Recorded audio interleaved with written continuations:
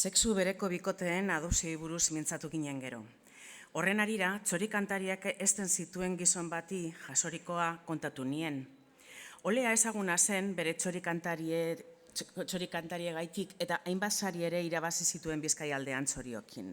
Ohitura zuen gainera txoriei bertsolarien izenak jartzeko.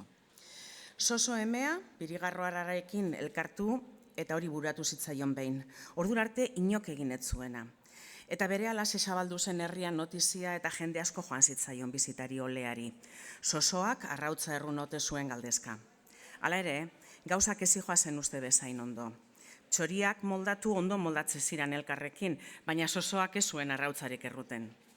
Eguna joan, eguna etorri, eta udaberri aurrera eta arrautzaren arrastorik ez.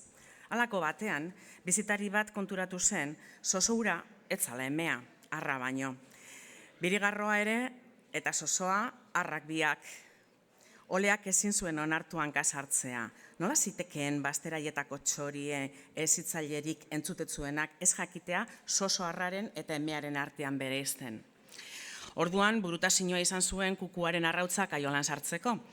Jakin bazekian eta kukuaren arrautza edozein txoriren abian hasten dela. Eta halaxe jaio zen kuku txikia, sosoaren eta birigarroaren abian.